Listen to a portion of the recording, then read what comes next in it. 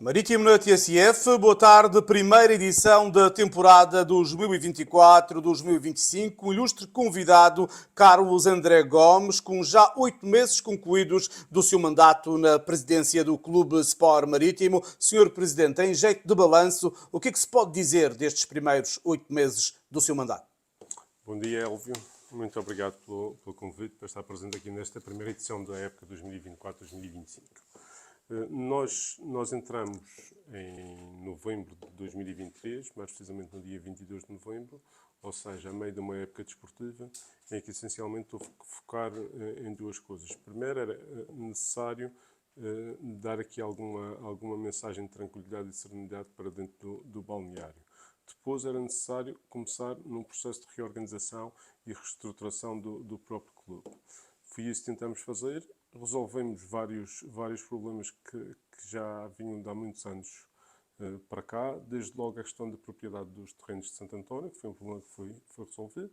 A questão da licença de utilização do complexo de Santo António, que também foi outro problema, que era um problema que tinha que ter uma resolução urgente, porque se não o tivéssemos conseguido na data em que o conseguimos, teríamos de devolver uma elevada quantia de apoios que o Marítimo teve.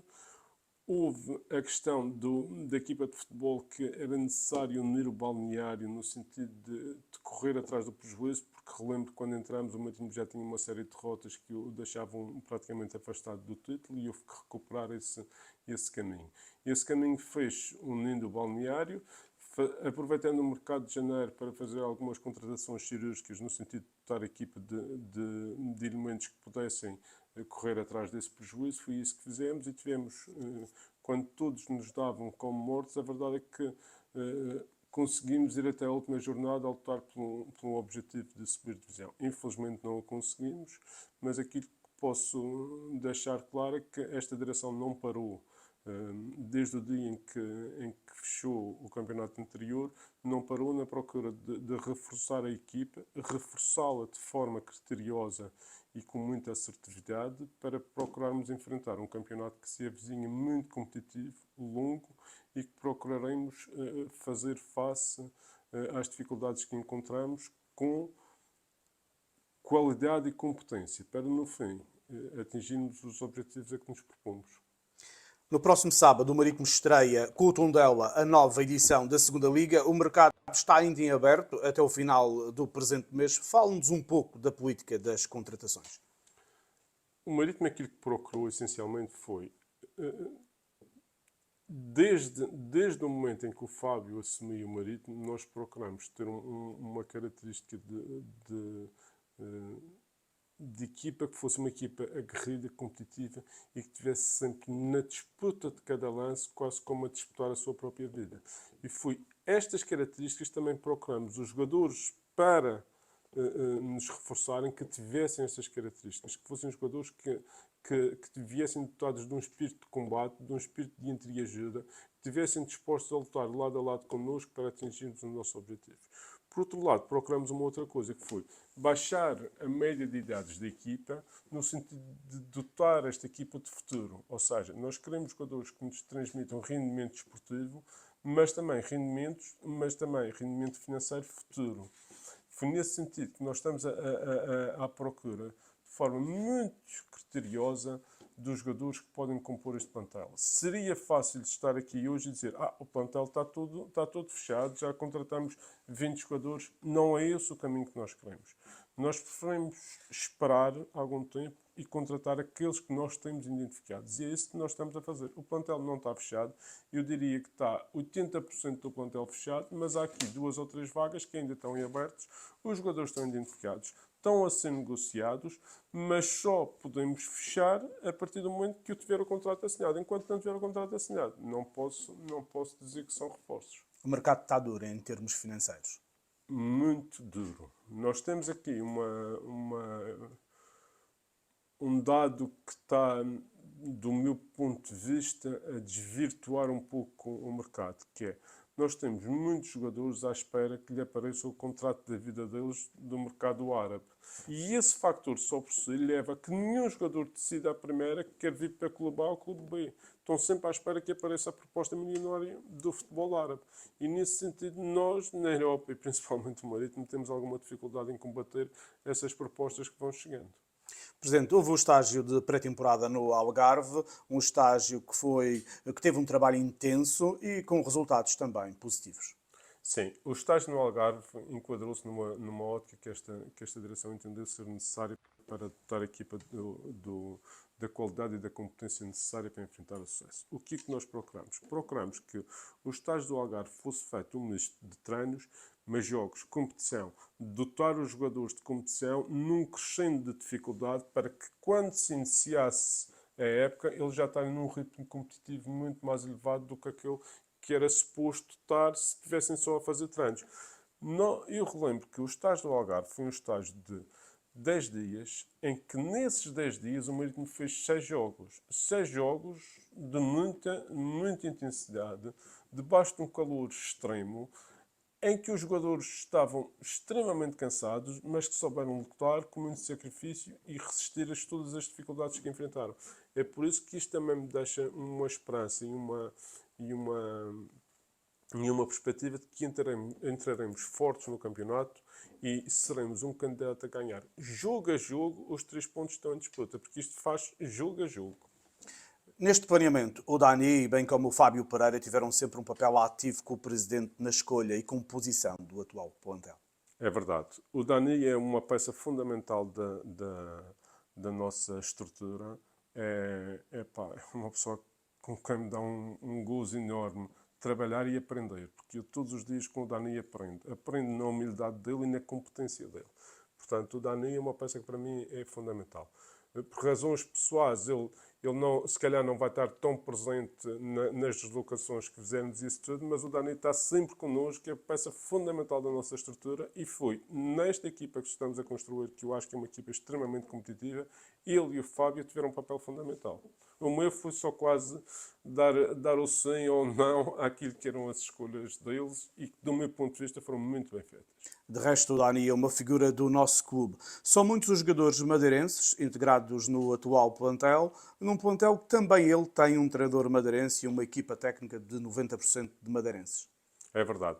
Nós também queremos passar uma mensagem para quem está nas nossas camadas jovens que trabalhar no Marítimo também é trabalhar a pensar no futuro. Nós estamos a integrar estes jogadores na equipa A, não é por serem madeirenses, nós estamos a integrá-los porque eles são bons naquilo que fazem, porque são competitivos e são claramente uma mais-valia para integrar este plantel. Isto é uma mensagem para quem está em baixo perceber que, trabalhando com sacrifício e com qualidade, tem a capacidade de chegar lá em cima como estes chegaram. Hoje é o França, o Pedrinho, o Pedro Teixeira, o Francisco, o Bernardo, é o China, é o Rodrigo Andrade, são todos eles que estão lá em cima, amanhã serão outros que virão. Mas aquilo que é essencial que as pessoas percebam é que eles estão lá pela competência deles. Não é por serem madeirenses, é por serem competentes.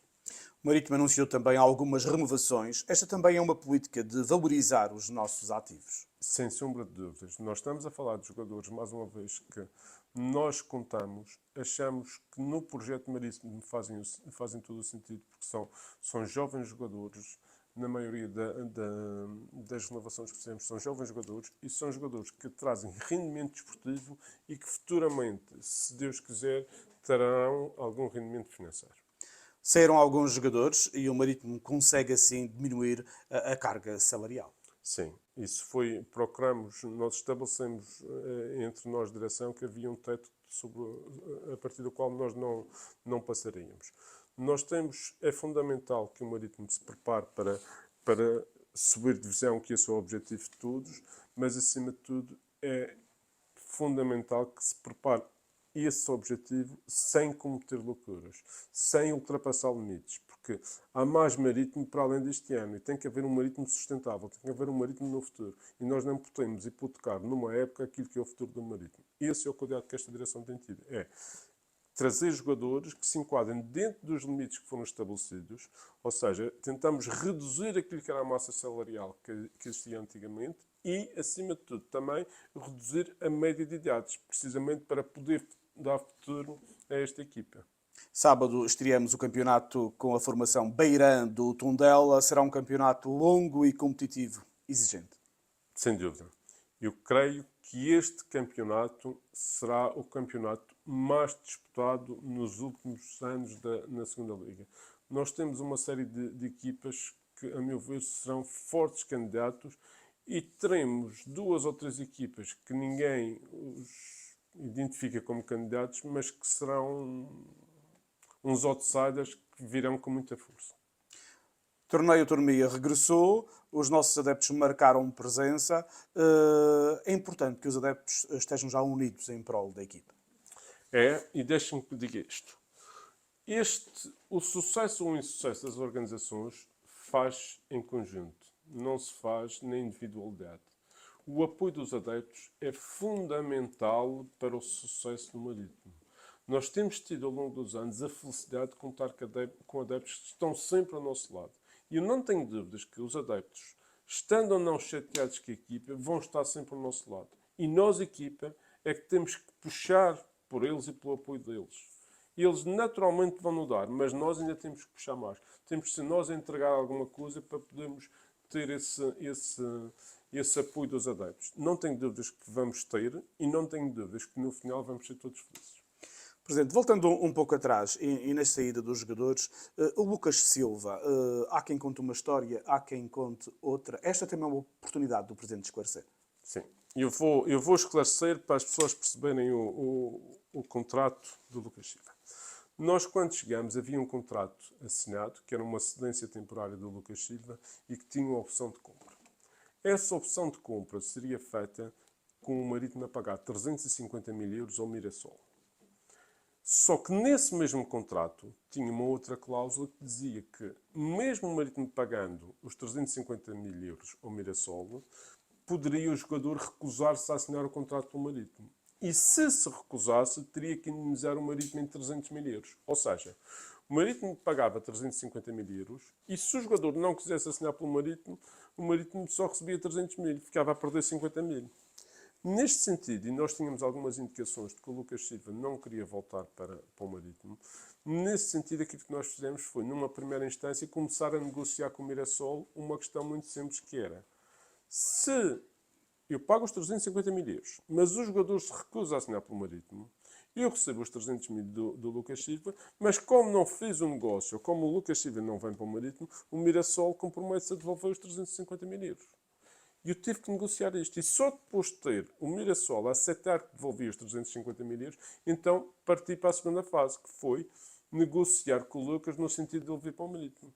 Vir para o Marítimo, ele vinha com uma condição. Era se o Marítimo o vendesse.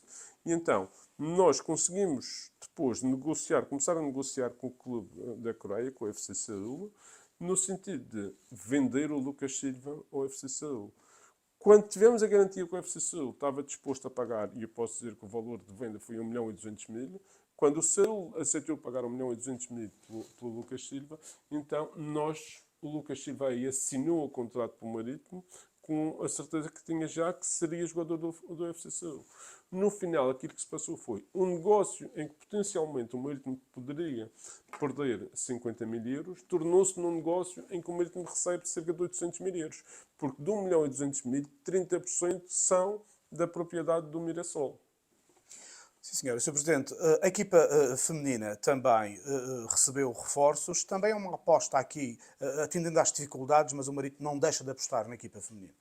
É verdade. O Marítimo não deixa de apostar. O Marítimo teve que reformular o seu plantel porque havia jogadoras que estavam no Marítimo e que tinham salários muito acima daquilo que nós podíamos pagar e nesse sentido houve que procurar novas soluções. Nós procuramos soluções que acrescentassem também valor e que tivessem um salário muito mais baixo do que aquelas jogadoras que saíram. Isto também só é possível. Nós estamos a falar numa situação que é muito complicada do futebol feminino. Porquê?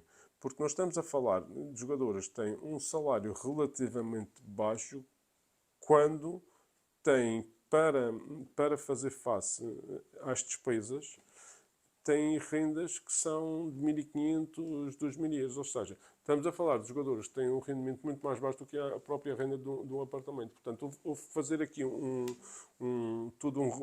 desenho financeiro no sentido de conseguir baixar salário, mas ao mesmo tempo não perder competitividade. E isto só foi possível porque vendemos a Telma. E aí eu tenho que agradecer à Telma, porque não se opôs à sua venda, ajudou o Marítimo nesse aspecto e muito, e é isso que nos permite neste momento fazer uma reformulação da equipa, baixando salários, mas por outro lado tendo a particularidade de se tornar pelo menos igual em termos de competitividade ou mais competitivo.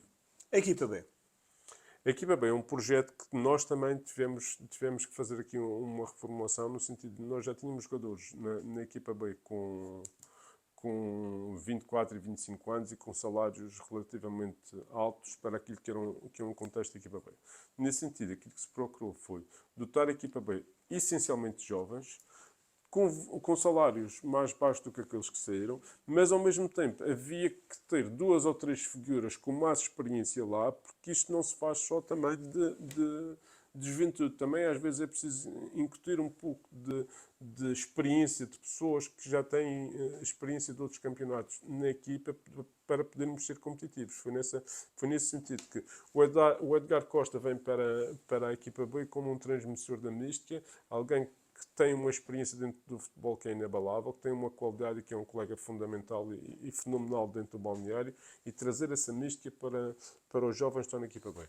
E o Cristiano da Camacha também vem nesse sentido, de enquadrar alguma experiência na própria equipa. Na formação temos juniores, juvenis e iniciados a nível nacional. Sim, é verdade. Isso é uma aposta que nós queremos manter.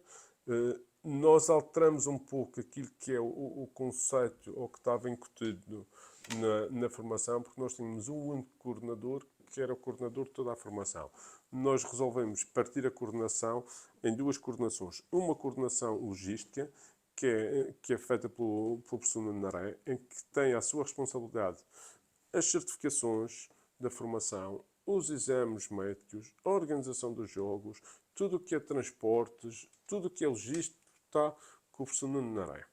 E depois, na coordenação desportiva, dividimos por 3 coordenações. Uma coordenação que vai do sub-5 aos sub-10, uma que vai do sub-11 aos sub-13 e uma que vai do sub-14 aos sub-19. E toda esta formação há de trabalhar segundo um modelo que é definido pela equipa A, que depois transita esse mesmo modelo para a equipa B e, por sua vez, para a formação. Portanto, é necessário que quem trabalha na formação trabalhe já a pensar no que a equipa A vai precisar no futuro. Sabemos sempre que os resultados da formação são resultados de longo prazo, nunca de curto prazo, mas para nós, mais importante do que os resultados desportivos na formação, é ter resultados da formação em si, é formar jogadores para mais tarde terem a capacidade de integrar a equipa A, tal como aqueles que agora lá estão. Portanto, estamos a gravar aqui no arquivo Adelino Rodrigues, figura ímpar da nossa história, e o nosso diretor de comunicação colocou aqui no meu folhetim duas atletas da patinagem, a Francisca Henriques e também do atletismo, a Cristina Neves. São atletas do clube que se estão a destacar. O Marítimo não é só futebol e é bom ver atletas de outras modalidades com este destaque. É verdade, eu tenho que dar os parabéns tanto à Francisca como à Cristina pelo excelente trabalho que têm feito.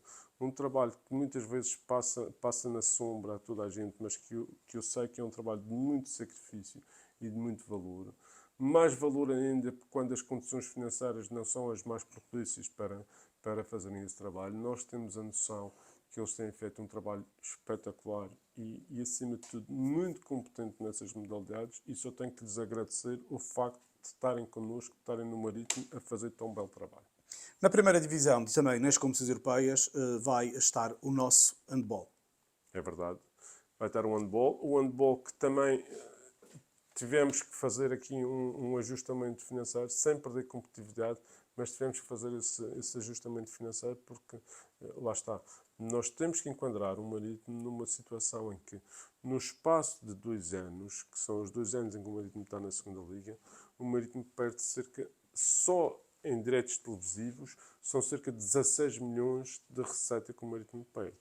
Ora, isto é muito dinheiro em qualquer lado, mas é muito mais nesta casa que tem uma estrutura de custos muito elevada. Por isso, nós tivemos que fazer estes pequenos ajustamentos e a procura tem sido sempre fazer os ajustamentos sem comprometer o mérito desportivo e a competitividade das nossas equipas. E é esse o cuidado que nós temos tido. O professor Paulo Fidalgo, desde logo, foi a primeira pessoa a nos ajudar e a se predispor para nos ajudar a reduzir o custo sem perder a competitividade, e tenho que agradecer ao professor Paulo Fidalgo todo o trabalho que tem feito em prol do handball do Marítimo e da Madeira, obviamente. O futsal também vai jogar na segunda Divisão Nacional. É verdade, e também seguiu esta mesma lógica. O Rafael também fez um excelente trabalho no sentido de dar a equipa de jogadores competitivos procurando reduzir a massa salarial. Nós estamos naquilo que achamos que é o limite, mais abaixo do que isto, só se formos mesmo amadores, porque nós tivemos a compreensão de todos e todos eles tiveram a predisposição para reduzir, mas mantendo-se na equipa. Foi isso que foi feito, é isso que está sendo feito e é esse o caminho que nós queremos seguir. É continuar a ser competitivos naquilo que fazemos, mas sem hipotecar o futuro do Marítimo. Presidente, o Marítimo com dificuldades financeiras, é certo, mas a manter aqui um montão de modalidades que são históricas no clube, que são de serviço público e que o Marítimo teimosamente mantém. Mantém. E mantém por uma simples razão. E, aliás, há uma nova modalidade que vai aparecer este ano, que é a esgrima. O Marítimo é um clube que sempre, ao longo da sua história, teve várias modalidades, um clube eclético, e que procura manter sempre essas modalidades. E procura manter num registro de... É importante a afirmação social e a integração social do Marítimo na sociedade também faz pela diversidade de modalidades. E eu, ao ter essas modalidades, é um passo que contribui para ser maior ainda na nossa sociedade, porque cada atleta que nos representa traz atrás de si um pai, uma mãe, um avô, uma avó, tudo isso que são eles ou tornam-se todos eles maritimistas. E é esta mancha social que nós queremos fazer crescer e que fazemos através de mantendo o clube como um clube eclético em toda a sua grandiosidade e em toda a sua diversidade de modalidades que tem. Presidente, já inaugurou 4 novas delegações do Marítimo, mas também iniciou um roteiro com as delegações antigas do clube. Aconteceu na semana passada. Ouvi as bases, ouvi adeptos. Como é que é para o Presidente ter que ouvir os adeptos? E há alguns comentários dos próprios adeptos. É um ato também de democracia. Sim, repara, há uma coisa que eu costumo dizer e é toda a verdade. Aliás, o Elvio sabe muito bem disto. E eu não tenho problema nenhum em ser criticado.